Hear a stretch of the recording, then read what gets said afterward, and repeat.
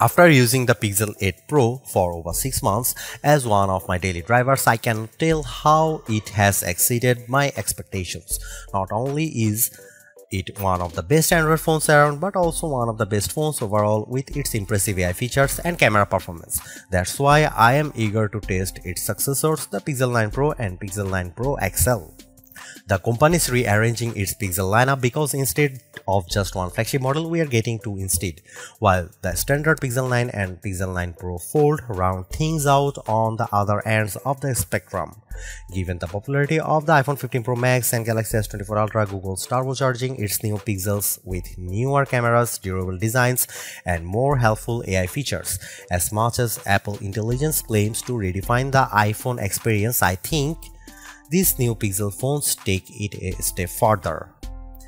In my Pixel 9 Pro and 9 Pro XL hands-on, I will explain the main differences between the two as well as sharing my early impressions to see if they are worth the money.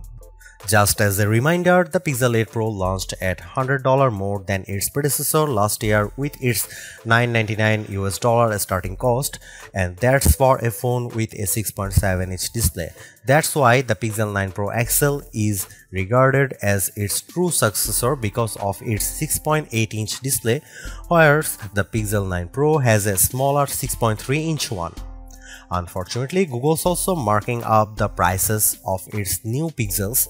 I think it's a mistake because Pixels have historically undercut the competition, making them much more appealing options without forking over the typical flagship cost. The Pixel 9 Pro and 9 Pro XL fetch for $999 and $1,099 respectively, which means yet another $100 increase for a phone with the same sized screen as the Pixel 8 Pro. Pixel 9 Pro and 9 Pro XL pre-orders are available right now with 4 color options to choose from: Obsidian, Porcelain, Hazel, and Rose Quartz.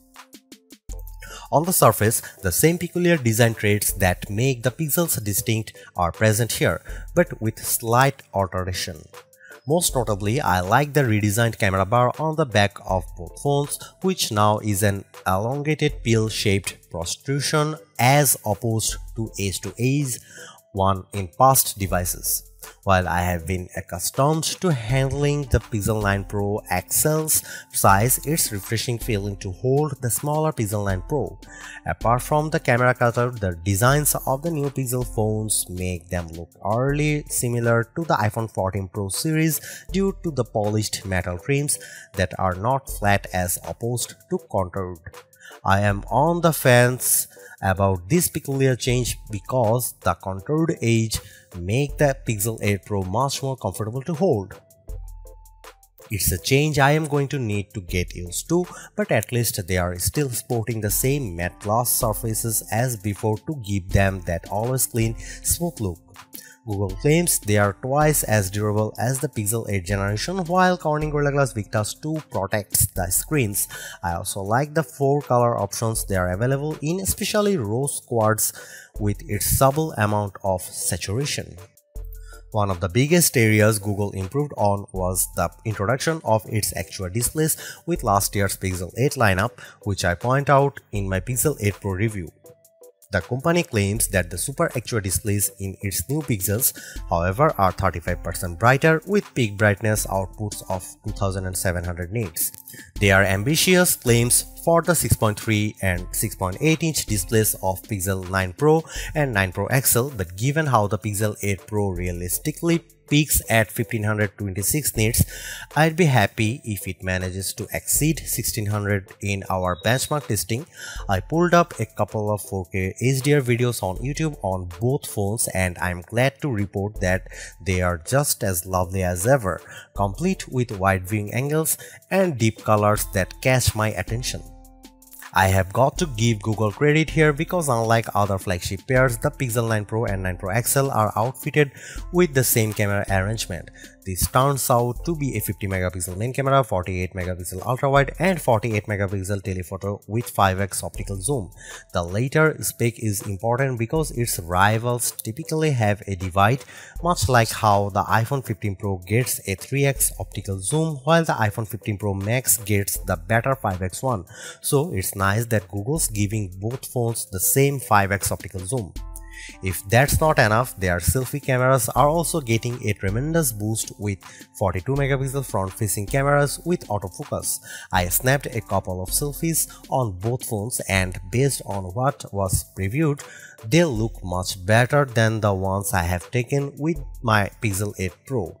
Another way that the Pro pixels differ from the standard Pixel 9 is that they gain up to 8K video recording along with an upgraded video boost feature and better low-light panorama performance. For the smaller Pixel 9 Pro, I am glad that it has the same robust set of camera features as the more expensive Pixel 9 Pro XL, so that may be an incentive to stick with the smaller phone this time around.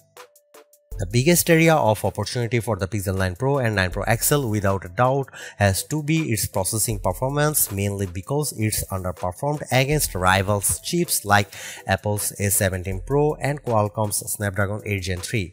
With the Tensor G4 calling the shots, I am eager to see what improvements it has over last year's Tensor G3. First of all, both flagship models are accompanied by a generous 16 GB of RAM, which not only allows it to better multitask between apps, but it also boosts its AI performance. I was impressed by how it took just 4 seconds for it to generate a custom image with its new Pixel Studio generator. Google claims that the Tensor G4 is 20% faster at web browsing and 17% faster launching apps. Other everyday tasks like running apps and moving around the interface feels buttery smooth with its actions and animations.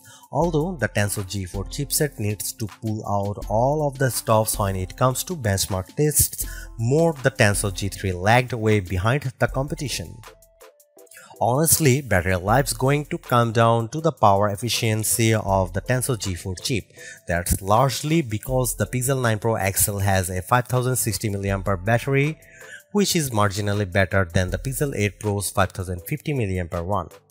In our battery benchmark test, the Pixel 8 Pro trailed behind its rivals. It posted a time of 10 hours and 3 minutes, falling short of the 14 hours posted by the iPhone 15 Pro Max and nowhere close to the Galaxy S24 Ultra's remarkable 16 plus hours time. Google claims that the battery is 20% longer, which I supposed should be welcome relief that it will be better this time. Power efficiency will also play a role in how the smaller Pixel 9 Pro will perform with its even smaller 4700 mAh battery. Clearly, the bar has been set high, so these phones can't afford to fall further behind. On the flip side, though, Google updates these phones with faster 45-watt speeds, which is up from last year's sluggish 30-watt speed. Before Apple Intelligence and Galaxy AI, Google was paving the way for AI in phones. That continues to be the case for the Pixel 9 Pro and 9 Pro XL that add even more helpful Google AI features into the phone. I got a demo of many of them and came away convinced that Google's making a lot more headway in the mobile space with AI. First of all, Google Gemini is the virtual assistant that handles everything on the phone, from getting details from a photo you take to pulling in invite details from your emails. What makes it even more formidable in helping you out is that Google's giving these phones 1 year of Google's Gemini Advanced at no cost, but that's not the best part about the Google's 9 Pro and 9 Pro XL in my opinion. That's because they exceed in deepening their toolkit with brand practical AI features that you'll likely use more often than not. For example, the AR assisting abilities of its Add Me feature guides you to have the photographer be included in the photo, with the end result appearing authentic. Magic Editor gains additional skills that make it a much more complete, comprehensive photo editor. I am inclined to say that it's the best AI-assisted photo editing tool I have come across, especially its new ability to reframe or extend a photo with the help of generative AI. I also tried out the new Reimagine feature, which lets me make selections in the photo and tell Magic Editor to create something new. I asked Magic Editor to turn the background of a selfie I have taken and transform it into a beach scene, While there were a couple of odd compositions, I think it pulled off a convincing shot with one of them. Rounding things out is Pixel Studio, which uses a text box to generate new images and sketches based on my description. I asked it to make an image with black cats fighting against Teenage Mutant Ninja Turtles on the beach, and I was astonished by what it delivered. Yeah, I got a good chuckle from all of them, but it was super quick at generating the images. No other phone currently offers anything similar to this out of the box, so it's a tool I can see myself using.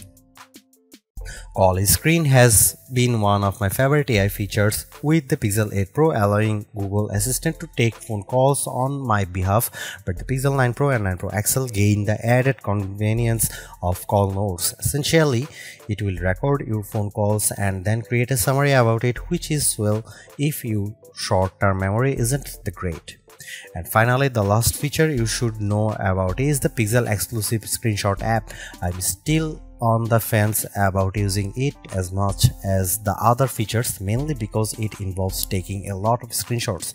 It basically leans on AI to analyze the contents of your screenshots so it can recall them later on. For example, you would use Pixel screenshots to recall the passcode of a log you have saved as a screenshot in a WhatsApp group thread. I think this requires a lot more management for it to effectively work, but it can certainly save you time. All of these features amplify the software in these two phones. Oddly enough, however, they are launching with Android 14 instead of Android 15. This means they won't gain the new features of Android 15 that were first introduced at Google I/O 2024 until a later date. Despite this, these Pixels still get the same outstanding 7 years of major software and security updates that make Google's phones prized in the space. Google's unintentionally putting itself in a bind with this year's Pixels because of the price hike for the larger Pixel 9 Pro XL. It's hard to tell right now if the $100 increase is justified by its new AI features, so I think it will ultimately come down to how well these flagships perform in all the usual categories. On the flip side, however, I have to applaud Google for giving its smaller phone the same amount of love by keeping the same set of cameras mount with the pricier Pixel 9 Pro XL. In fact, it's a front runner for those who prefer smaller phones. These phones kick off the upcoming holiday season, so they can't afford to come up short knowing that the iPhone 16 is right around the corner. They need to set the bar high or face being written off by competing device between now and the end of the year. I know that price hikes are inevitable, but these Pixels need to overperform in order to stay relevant and remain competitive.